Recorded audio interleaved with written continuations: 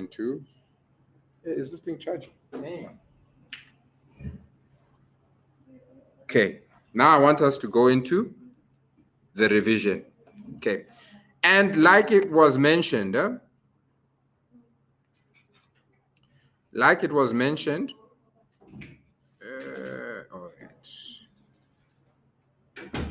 mentioned, you find that you guys, they only recently repackaged this module, all right?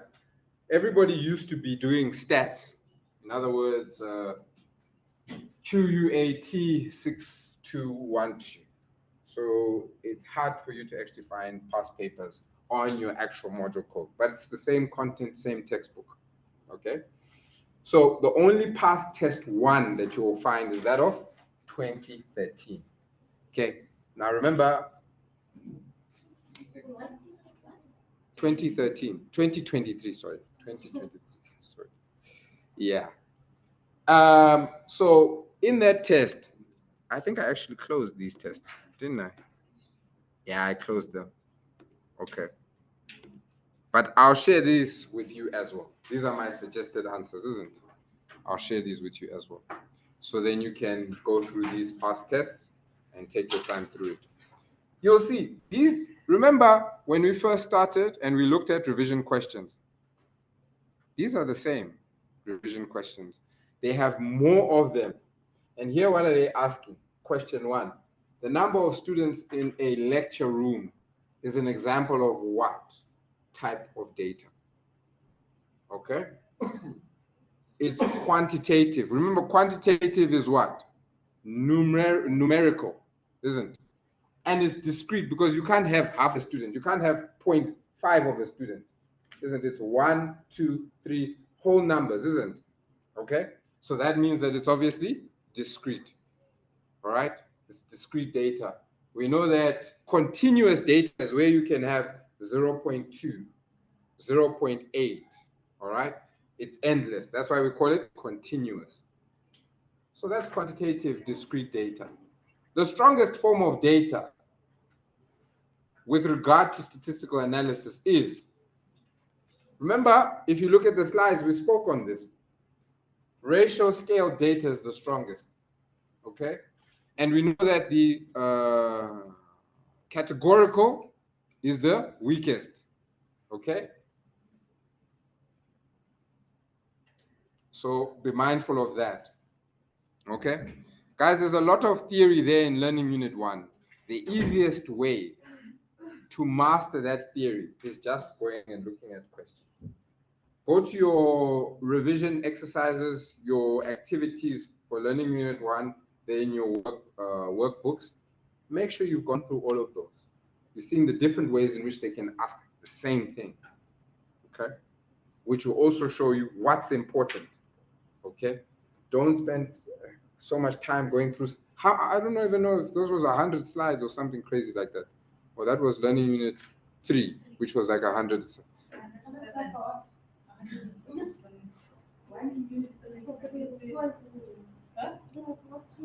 No, 2 may have been 60 something, 50 something, and stuff like that. But that's what I'm saying. That stuff is for you to just understand. Here, the random variable, favorite milkshake flavor, generates what? What type of data does that generate? Is it numerical? It's not numerical, so what is it? Qualitative. Okay? We go on. Let's see what they're asking here. Data that has already been processed is referred to as what? Secondary data. And data that has not been processed is called what? Primary data. All right? That means that we're the ones who we were the first to go and retrieve this data. This is your test one, guys. You take, it's out of 60. It's out of 60. It's an hour. Okay? Okay? But this is just your first section of your test one. Okay? So this, I believe, they could say 1 mark for 10 questions, or they could say 2 marks for 10 questions, depending on how much questions that follow. In this particular paper, They had a question 2 and a question 3. Okay, but we'll look at that now. Okay, so which of the following options influence data quality? Okay, all of them do. The method of data collection, all right? Are we using surveys, right? Are we doing face-to-face interviews? We know that the different methods, some are better than others. So data collection is important. Data source, who we are actually interviewing or how we are actually getting that data. If I get data off of Bloomberg, right, it's better than getting data off of, I'm thinking of these other not so great financial data. All right, but we'll leave it at that. And then data type. What type of data do we have? That also influences the quality of your data. Okay, right. Next one. We'll just get to 10, then we'll have a break. And then we'll have our last session or so. If we are measuring the height of each person in a sample of 25 customers, then each person would be referred to as a sample unit. Okay? Definitely not ratio data, not quantitative discrete data. Because remember, height, you can get 153 centimeters, 0.2 or 0.8, whatever that, which is continuous. So that is definitely out. Okay? Right. Then we go on. If we check data for typographic errors, out of range values, and outliers, then this process is referred to as, okay, again, data cleaning. Remember, data cleaning is us removing outliers, removing errors and things that are out of range, because that will skew our results. Remember, statistics, what we're doing in a nutshell is analyzing data.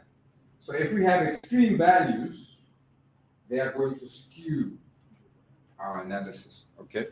And if we have errors within the data, it's also going to mess with our analysis, okay, or our results. Okay, so that's data cleaning. Then, number 8, if we measure the floor space of each individual supermarket in Randburg, then this will generate continuous data, because remember, we can get any possible measure. All right? Okay. Is this hard? Yes. Why? Why is it hard? Because you know, my next question is, are you studying? No. Yeah, preparing for a mood course. For mood court.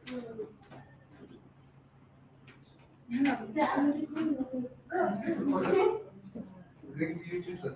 It's going to YouTube. Or you don't want? Okay. No, it doesn't matter, guys. All right, let's finish off here. But guys, I promise you, it's going to be tough if we don't study. So let's find a way to incorporate that. The records kept by a company indicating the number of units of a good produced in its Cape Town factory per week is an example of, it's obviously internal data because that's happening within the company. Okay, right. Then last one before we take a breather. Okay. Generalizing sample findings to the broad population. So in other words, we are just using Varsity College Midrand to do a study. But you guys are part of a wider population, that being Varsity College Pretoria, Varsity College Sandton, Varsity College Cape Town, and so forth, so forth. Okay? Findings to the broader population from which the sample was selected is referred to. What are we doing? We're inferring. We're saying, we're assuming that your behaviors or whatever we're analyzing here on the Waterfall campus is going to be exactly the same for all the other master college institutions. Can you see we're inferring? We're assuming it to be the same. Does that make sense? Okay. So these are the type of questions that they can ask. And then I think when we get back here, matching. Guys, I promise you, you go look at your work pack, you'll see these exact same questions. Okay? But we will speak on this, and we won't spend more than 15 minutes in our next session. Yes?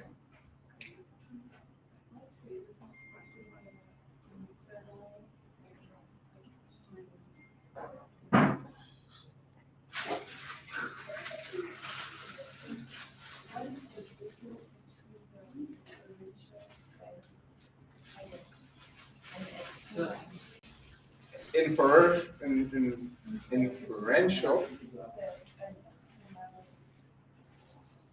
So you're talking about external from over here in this question, isn't it?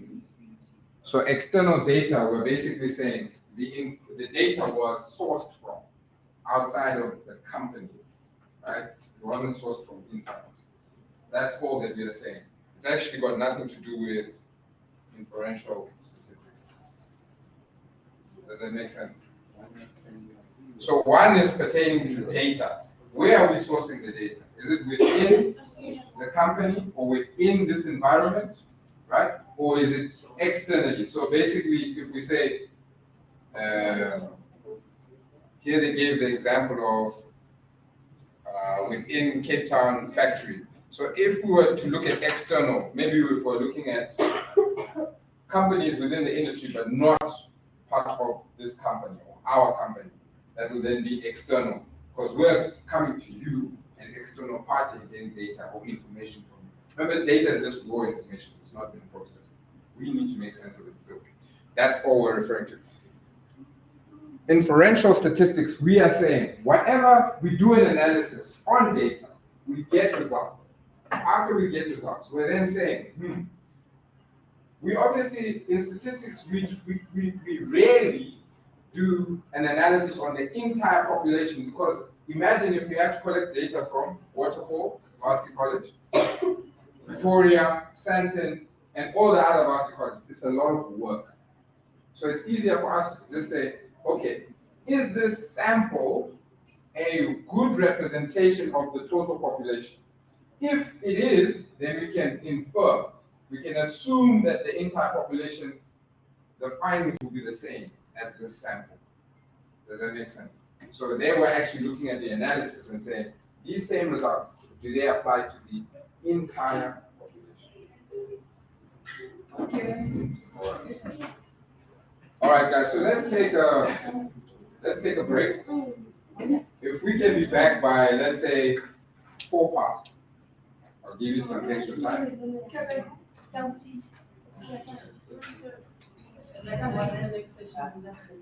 Yeah.